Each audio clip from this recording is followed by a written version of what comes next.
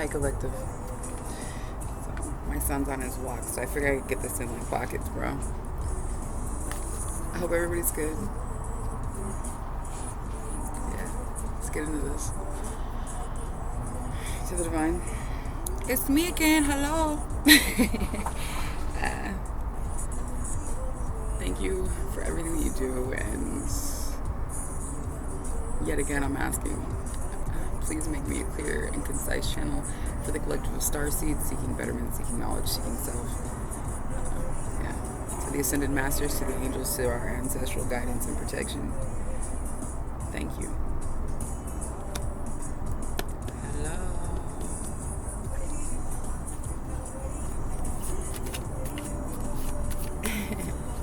So yeah, everybody ready for that Scorpio full moon tomorrow? 5-5. Let that number empower you, man. Angel number 5 is indicative of change. And if you're unwilling to accept change, it's always going to be bad. But good or bad, if you can accept change and the parameters surrounding that change, you can find the beauty in any situation, man.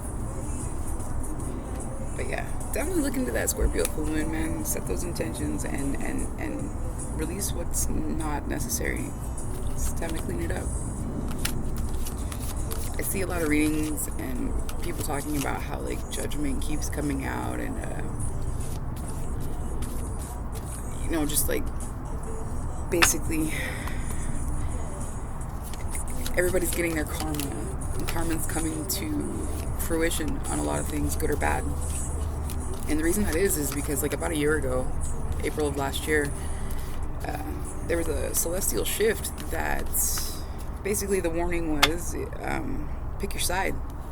The path that you were on at that point in time was going to be where you stagnate or where you thrive. And this one's falling. Okay. But yeah, good or bad, man, pick your side. This is a new one. What? Okay, so the Seas of Mintaka. I think I've heard that word before. I don't know. Like I said, all this shit's new to me too. So, seeing potential, bringing unconsciousness to light.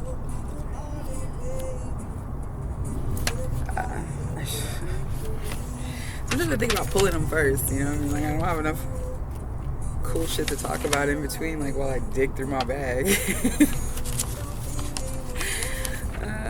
Let's see.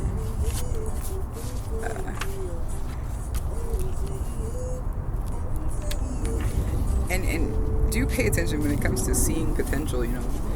Don't allow potential to dictate you staying in a stagnant situation or releasing yourself from that.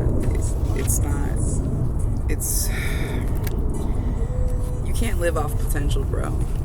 It's that simple. And the reality of it is some certain race of starseeds, that's like their gift and curse, you know, like seeing the potential and seeing the highest version, the brightest light in a person. And that can really fuck you if you're dealing with an unhealthy person or a monster. So, Mintaka is thought to have been a water-based planet. Hey, maybe that's where I'm from. Containing the most crystal clear waters you could ever imagine. So clear that you could see for miles and miles underwater. The Seas of Mintaka card represents this crystalline clarity of potential and possibility. It's about the ability and choice to see the potential in all people and situations. This could be one of your natural traits, or it could be a sign that what you're currently doing has great potential. Mintakans are thought to have been a galactic race who saw the light in everything and everyone. You may have received this card as confirmation that a situation or project has extreme potential and will reach fruition. If it appears in a spread, it's a very positive sign that things are working out for the highest potential of all involved. It's a very uplifting, light-filled card that brings great harmony, contentment, and positive outcomes. According to Carl Jung, great man. If you don't know, definitely get educated. He's the one who brought the shadow aspects to light. That which we do not bring to consciousness appears in our life as fate. When water appears in dreams and art, it often represents the unconscious mind. Pulling this card also means that you may be called to bring to light any unconscious patterns of which you're unaware. To look at them and see them clearly and consciously so that they don't appear in your life as fate. What unconscious patterns or behaviors are ready to be brought to the light of day? The inquiry is, how can you see the potential in the situation you're facing? What unconscious patterns are you being called to bring to light? And like I said, don't allow potential to dictate you staying in a healthy or stagnated situation. Damn, look, I'm strong. Sorry. God, I'm so fucking goofy. See the light. Don't hesitate to work on those shadow aspects. Sometimes we repeat the same things with different people, but same situation. And part of that dynamic is because of the fact that we're living patterns. And if you're not recognizing those patterns, you're going to continue to just fall over things. Even negatives can be positive, man. You just gotta see the light. You gotta see it for what it is. Took it anyways. I love actually that I had to do this because now I can listen to my music while I do this, and it's totally just like fucking helps my vibe. Anyways, there it is. Double mission. Deep. Working overtime. That's me. So, the double mission card is a Lightworker starseed. Serve the world by being you. So, use books. Oh God, I hate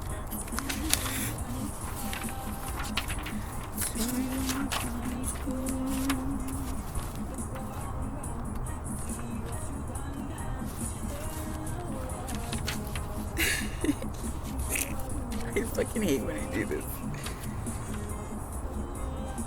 I was going to write them on the backs of the cards, but then I didn't want to write on them. And then I had another thing, like, they have those little office tabs for, like, files and stuff. Bam. That was fantastical. Lightworker starseeds are mission and purpose oriented. Many have the feeling that time's running out, that there's something they came here to do, create, or contribute. They're here to grow as souls individually, individual mission, and also to contribute to the planet in some action-oriented way, collective mission. Their collective mission is often answered through a career calling or by devoting their life to something bigger. Until they remember their collective mission, it can feel as if something's missing or that they're forgetting something important. It's common for Lightworker starseeds to feel that they're different, that they may carry soul memories of being visible or sharing their voice. As such, they may protect themselves by dimming their light in order to fit in or by spending time in some sort of closet, such as a spiritual closet. If you pull this card, you're being called to remember your collective mission and step into it even more fully. You're being reminded that your role as a light worker is to light up the world with your presence. This doesn't have to be a great big thing or a decision you need to make. You also don't need to have, I lost myself. No, need to have a great big plan. If you resonate with being a light worker, all you need to do is work out what lights you up, your passions and joys, and keep doing that. When you trust and follow the simple path of things that light you up, and then lose yourself in the doing of them, you'll light up the world without even trying. The inquiry on this is, how can you serve the world by being you? I mean, it's pretty self-explanatory. Like, there's poems in your brain or TikTok videos or something. You know, I saw the other day, and it was weird because, like, I know a lot of people are doing the same thing, like trying to create channels and become informants. That's a terrible word, huh?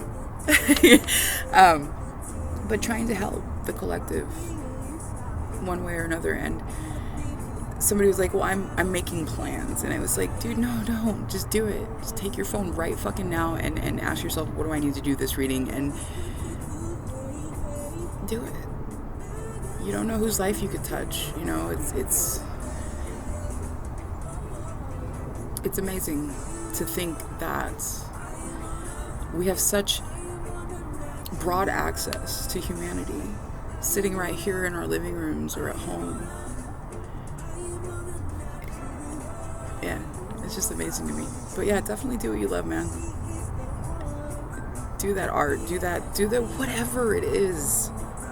As long as you're not hurting somebody, man, run it.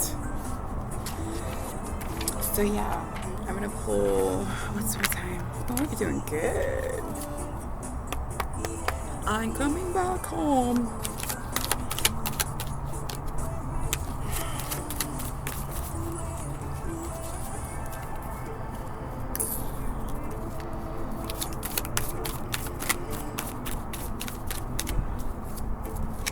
It's gonna happen. Don't you start resisting me. Okay. Any other messages? Please and thank you.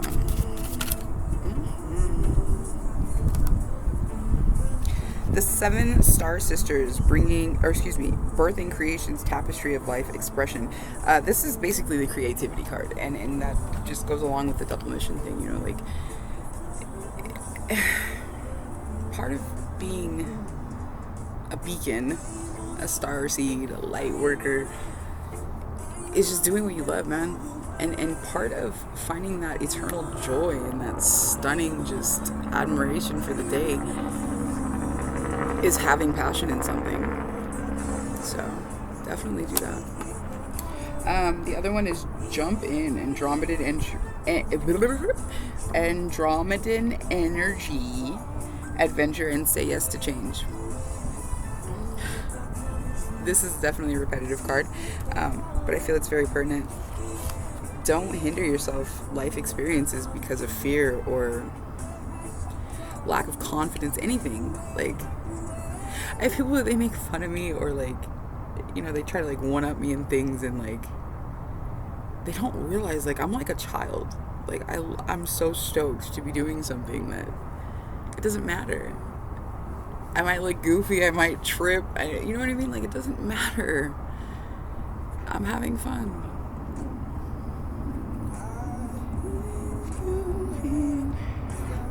Okay, this one's definitely new. I don't know how to say this. It's Hiraeth. Hiraeth. Longing for home. Homesick for the stars. I haven't read that from the Oracle book on that, but that's like one of the first indicators that you're different as a starseed. It's that feeling of never fitting in, of never being home.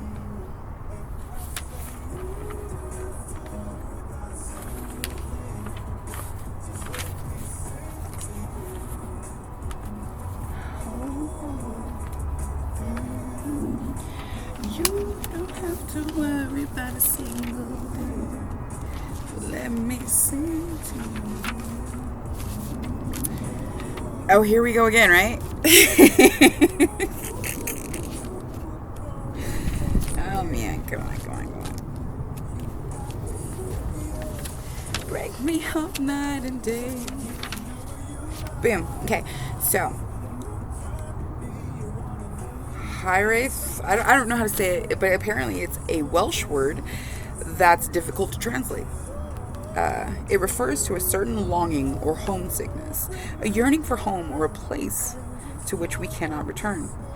This unexplainable, unshakable longing for home is common in starseeds and old souls. Perhaps you've had it since birth. For some, it's a distant memory of a planet, galaxy, or star system in the universe that their soul remembers and yearns to return to, a place they may have experienced more than Earth. For others, it's a longing for the unity of Source, a remembering of interconnected oneness. This yearning can lead some starseeds to travel, searching all corners of the planet to find a physical place that feels more like home. For others, it can manifest as a need to find home in people, communities, and relationships. Danger! Danger! A journey to find somewhere they truly belong. If you resonate with this yearning for home, but don't really know where home is, you're being invited to remember that your soul chose to be on Earth. You're being called to fully commit to embodying your life. You're being reassured that you didn't come here alone and that your soul consciously decided to experience what it's like to be a soul in a human body on this planet at this time. You're being called to anchor all of your presence, your personality, your soul, and your spirit in the here and now. To fully commit to living this life right now. To commit to putting 2 feet completely in. Balls deep. How can you commit more fully to your life is a starseed inquiry. There it is. Perfect fucking time in the baby's bag. I hope everybody's well, man. And you know what I mean? Just live your life and love the living of it. There's nothing else to say. Be well. I love you guys. And I'll see you soon.